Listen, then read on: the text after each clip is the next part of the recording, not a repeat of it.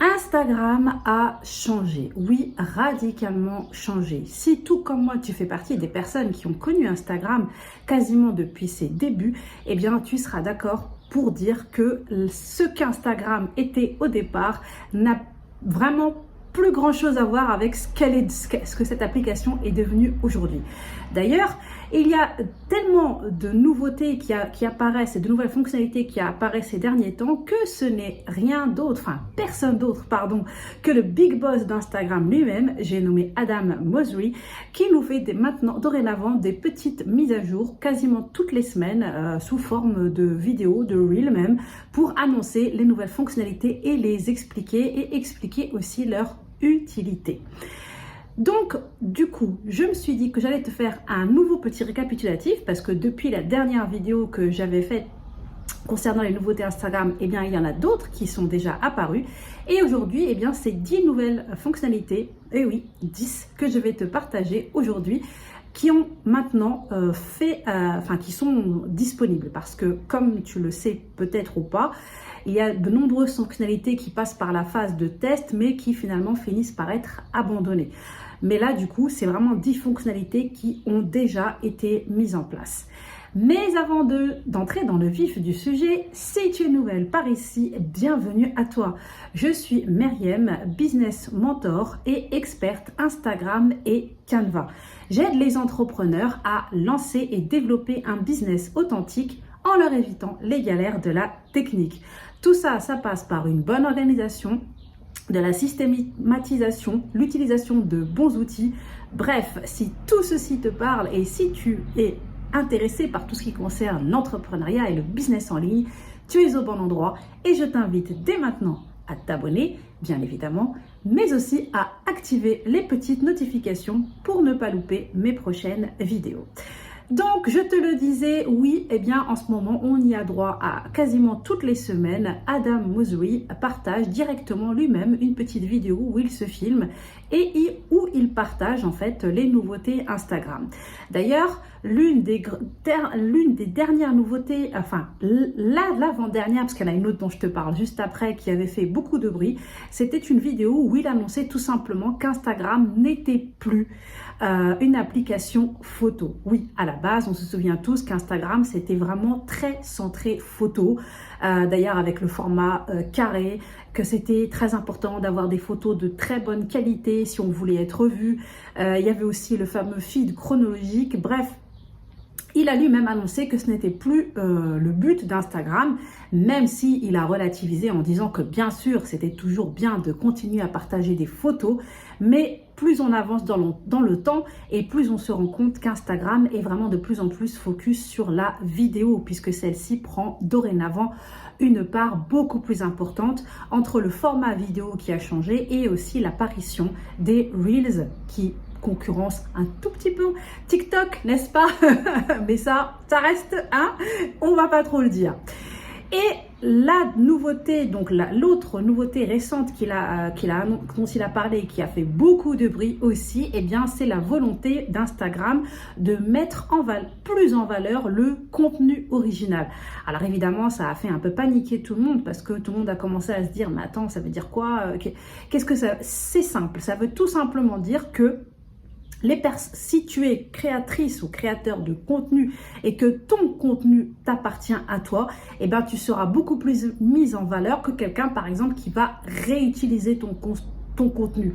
Admettons, par exemple, tu sais, il y a certaines citations qui marchent très bien. Il y a certaines personnes qui vont prendre un reel et simplement le repartager. Eh bien, ces personnes seront moins mises en valeur que la personne qui sera à l'origine de cette vidéo ou qui sera à l'origine d'un post. Voilà, c'est aussi simple que ça. Après, il y a d'autres détails, mais on va pas trop rentrer là-dedans aujourd'hui. C'est pas le but de la vidéo de cette semaine. Cette semaine, je te l'ai dit, je voulais te partager donc les dernières nouveautés d'Instagram. La nouveauté numéro 1, eh bien, c'est la mise à jour du sticker. Le sticker sondage. Le sticker sondage en story. Normalement, tu as dû le remarquer puisque de toute façon, là, ça fait quelque temps, il est disponible, la mise à jour est disponible pour tout le monde. Avant le sticker sondage, eh bien, il y avait uniquement 2 possibilités. Donc, soit tu posais une question et tu demandais aux personnes oui ou non. Enfin bref, mais tu avais le choix entre seulement 2 réponses. Maintenant, tu peux aller de 2 à 3 réponses. Alors, j'avoue que moi, je reste un petit peu mitigée par rapport à ce sticker sondage. Je reste une nostalgique de l'ancien modèle. Pourquoi? Eh bien parce que je trouve que c'était beaucoup plus facile de le personnaliser avec l'ancienne version. Alors que maintenant, c'est vrai qu'avec cette nouvelle version, c'est un peu plus complexe. C'est pas aussi évident. Mais bon, ça reste mon avis personnel. Donc, le sticker sondage qui passe de 2 options de réponse à 3 ou 4. Enfin, on peut aller jusqu'à 4. La deuxième nouveauté que je voulais te partager, eh bien, ça concerne les Reels. Alors, s'agissant des Reels, c'est pareil. Il y a énormément de nouveautés ces derniers temps. D'ailleurs, il y en a une dont j'avais parlé dans ma dernière vidéo sur les nouveautés Instagram qui permettait en fait de répondre à un commentaire dans un Reel par un autre Reel. Mais l'autre nouveauté dont je voulais te parler, eh bien, c'est la possibilité aujourd'hui, en fait, quand tu regardes des Reels, et que, par exemple, tu tombes sur des audios qui te plaisent et tu te dis que tu aimerais bien les réutiliser toi aussi dans un prochain Reel, eh bien, tu as la possibilité donc d'enregistrer cet audio.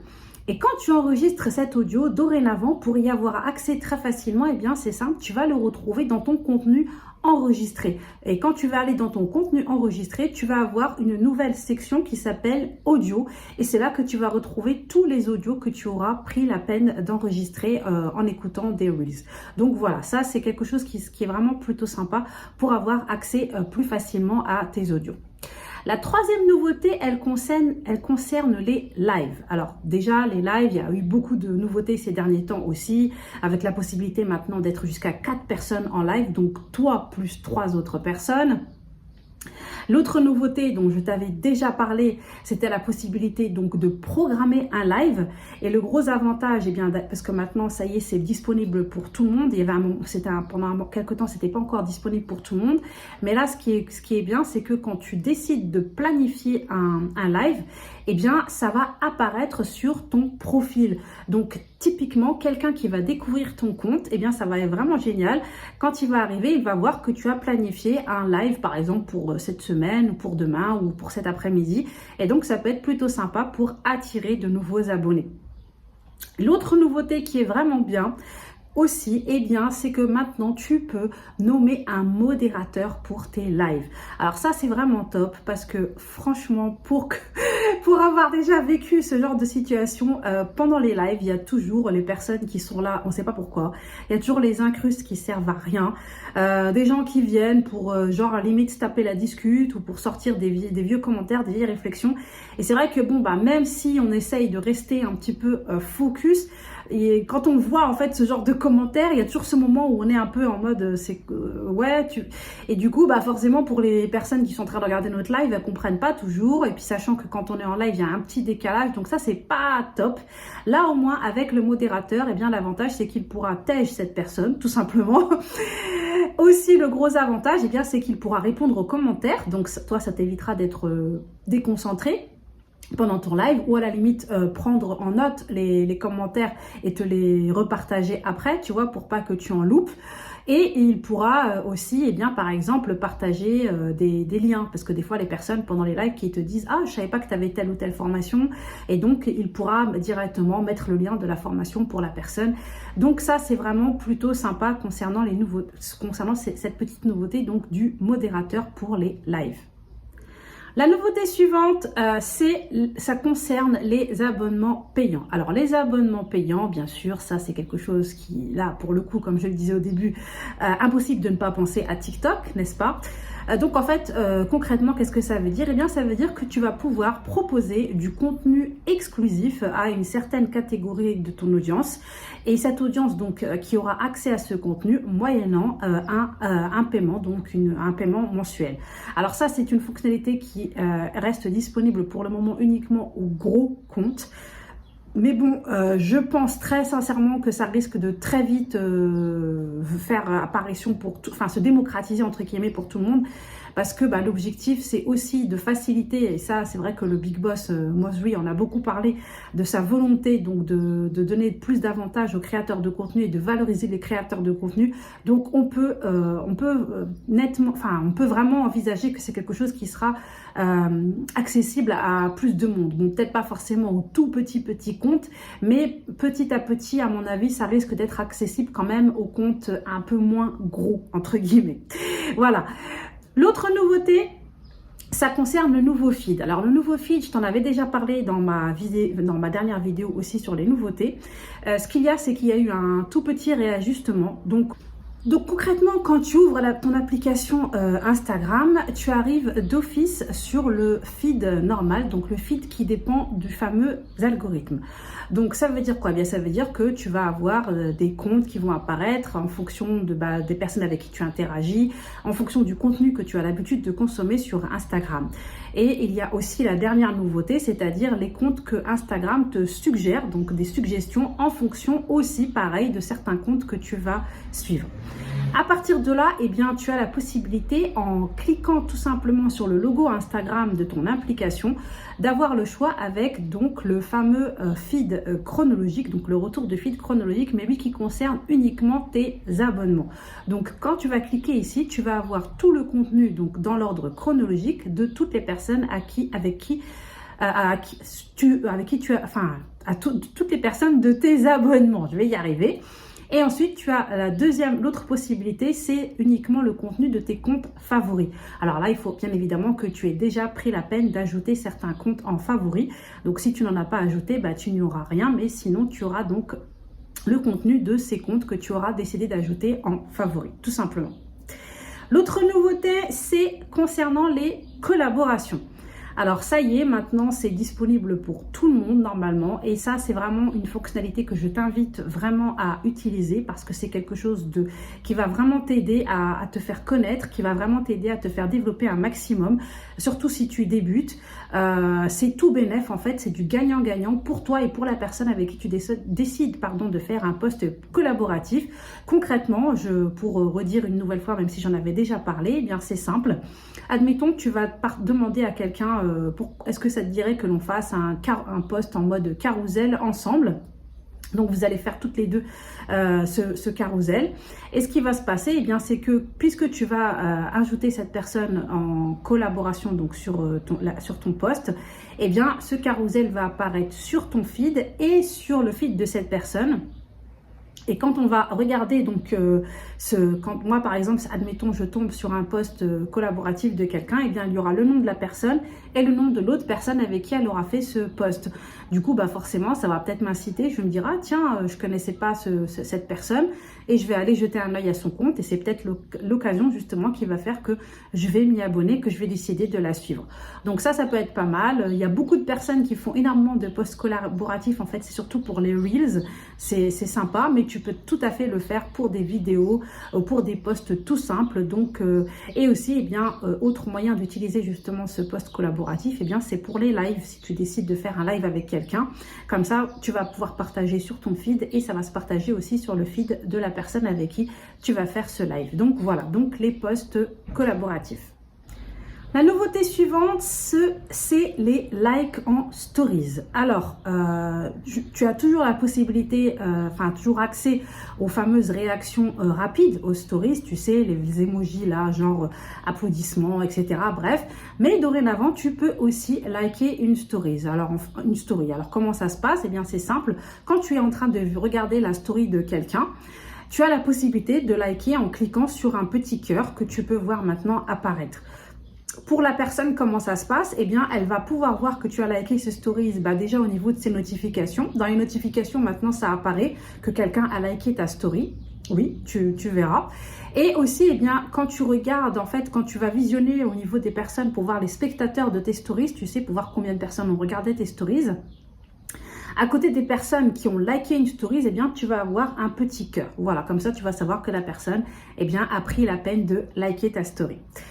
La nouveauté suivante, c'est le Rage Shake. Alors le Rage Shake, qu'est-ce que c'est exactement? Eh bien, c'est tout simplement la possibilité de signaler rapidement un incident sur Instagram. Comment ça se passe? Alors déjà, il faut savoir que pour l'instant, c'est pas encore disponible pour tout le monde. Moi, j'y ai pas encore accès, mais normalement, ça commence à se déployer et normalement, on devrait tous y avoir accès d'ici quelques temps. En fait, c'est simple. Tu as un souci sur Instagram, il y a un problème, il y a un bug, enfin bref, tu as vraiment envie de signaler un incident rapidement, parce que c'est vrai que sur Instagram, souvent, le gros souci qu'on leur reprochait, c'est que quand on avait des incidents à signaler, ça prenait vraiment 3 plombes. Et ça, pareil, le big boss Mosery en avait parlé aussi. Eh bien, en fait, il te suffira dorénavant de secouer ton téléphone et tu auras donc directement une petite fenêtre qui s'affichera pour te demander, eh bien, qu'est-ce qui se passe, est-ce que tu as envie de signaler quelque chose, et tu n'auras plus qu'à suivre la procédure. Donc, le fameux Rage Shake. L'avant-dernière nouveauté que je voulais te partager, c'est la fameuse possibilité, donc la fameuse nouveauté, prendre une pause. Alors prendre une pause, ça tu vas trouver ça où? En fait, tu vas y avoir accès dans tes paramètres et ensuite tu vas aller dans temps passé. Et en fait là, Instagram a développé tout un tas de nouvelles possibilités à ce niveau-là. Par exemple, la possibilité de savoir le temps que tu as passé sur la plateforme Instagram. Enfin voilà, et en fait ce qui est bien, c'est que ça va te permettre d'avoir aussi une moyenne pour savoir en moyenne combien de temps tu passes par jour sur Instagram. Et tu vas pouvoir aussi définir des rappels. Et ça peut être pas mal parce que par exemple, des rappels, les limites et te définir des rappels. Donc admettons, moi je vais décider que j'ai pas envie de passer plus de 2 heures par jour sur Instagram. Et donc je vais définir un rappel pour que Instagram me prévienne quand j'aurai passé ce cap des 2 heures. Donc voilà, donc en fait c'est un moyen pour Instagram quelque part de se donner bonne conscience, j'ai envie de dire, et pour nous éviter aussi de devenir trop addict à l'application. Bon, alors après, d'un autre côté, ça peut paraître un petit peu contradictoire étant donné qu'on le voit quand même que de plus en plus Instagram fait tout pour que l'on passe de plus en plus de temps dessus. Mais bon, on va dire que c'est un bon effort de leur part, hein, ne soyons pas mauvaise langue. Donc voilà, donc en fait c'est vraiment quelque chose qui te permet de gérer ton temps concrètement sur Instagram. Et enfin, comme diraient les Anglais, last but not least, la dernière nouveauté et qui est vraiment une nouveauté super intéressante, c'est la fameuse, dorénavant, la recherche par mots-clés qui est enfin disponible. Alors, c'est en train d'être déployé, donc si tu n'y as pas encore accès, pas de panique, ça va arriver, mais de toute façon, c'est quelque chose de confirmé. Alors ça, qu'est-ce que ça veut dire concrètement? Avant, quand tu faisais une recherche donc sur Instagram, au niveau du fameux Explorer, la page donc de recherche, d'office, Instagram convertissait cette recherche en hashtag. Donc, tu avais l'onglet populaire, récent, etc., etc. Alors que maintenant, eh bien, admettons que tu vas taper business en ligne. Eh bien, quand tu vas taper business en ligne, tu vas atterrir sur une page avec du contenu donc qui parle de business en ligne, avec des posts en fait qui parlent de business en ligne. Et ça veut dire quoi pour toi? Eh bien, ça veut dire que tu as encore plus intérêt, comme je le disais précédemment, à mettre un maximum de mots-clés dans ton contenu, donc dans tes posts, parce que ça va t'aider à être trouvé grâce à ça. C'est-à-dire que déjà, maintenant, on a de plus en plus de moyens d'être trouvé sur Internet, sur Instagram, pardon, déjà avec les contenus suggérés, donc dont je t'ai parlé juste avant. Maintenant, quand tu es sur ton feed, tu as aussi des comptes suggérés. On te dit, voilà, qu'on te suggère ce post parce que tu suis telle personne. Par exemple, tu vas voir le contenu d'un autre post et on va te dire que c'est qu'on te le suggère parce que tu suis Myriam Be Happy, tu vois. Et bien là, aussi, avec le fait d'utiliser un maximum donc, de mots-clés donc, dans tes posts, dans tes légendes de posts, eh bien, ça va permettre d'être plus facilement retrouvé parce que, eh bien, comme je te le disais maintenant, vraiment Instagram aussi est de plus en plus optimisé SEO, donc ça devient un moteur de recherche. Donc, n'hésite pas à mettre un maximum de mots-clés. Alors bien évidemment, quand je dis mots-clés, ce sont des mots-clés en rapport avec ta thématique à toi et qui vont faire que l'on va pouvoir te retrouver. Donc si tu es par exemple spécialisé sur Instagram, sur Canva, donc moi je vais utiliser un maximum de mots-clés en rapport avec Instagram, en rapport avec Canva, va en rapport avec le business en ligne, les réseaux sociaux, l'organisation, la productivité, etc., etc. Ce qui va me permettre d'être plus facilement trouvé si les gens font des recherches, par exemple s'ils sont intéressés par rapport à la productivité en tant qu'entrepreneur, l'organisation en tant qu'entrepreneur, etc., etc. Et bien voilà, notre vidéo touche à sa fin. C'est tout pour ces 10 nouveautés Instagram que je voulais absolument te partager. Alors, n'hésite pas à venir échanger avec moi en commentaire et me dire lesquelles tu avais déjà remarqué et lesquelles tu as découvert grâce à cette vidéo. Ça sera un grand plaisir pour moi de savoir que je t'en ai fait découvrir quelques-unes. Ça se passe en commentaire et bien entendu, si tu as la moindre question, n'hésite pas aussi à me la poser. Et d'ailleurs, ça pourra peut-être faire l'objet d'une prochaine vidéo, qui sait. En tout cas, si justement tout ce qui concerne l'actualité, donc social media t'intéresse, je t'invite tout simplement à rejoindre ma bizletter, donc la fameuse newsletter dont je t'ai parlé au début, que j'envoie tous les lundis matins à mes abonnés et dans laquelle je partage non seulement de l'inspiration et des conseils pour les entrepreneurs, mais aussi de l'actualité social media. Donc n'hésite pas, tu trouveras le lien pour t'abonner dans le descriptif de cette vidéo. Et d'ailleurs, si cette vidéo t'a plu, je t'invite fortement à la liker, à la partager un maximum et pourquoi pas la partager en me taguant sur Instagram et bien évidemment à t'abonner et à activer les petites notifications pour ne pas louper mes prochaines vidéos. C'est tout, je te laisse, on se retrouve très vite pour une nouvelle vidéo et en attendant, n'oublie pas de kiffer ton bise. Ciao ciao.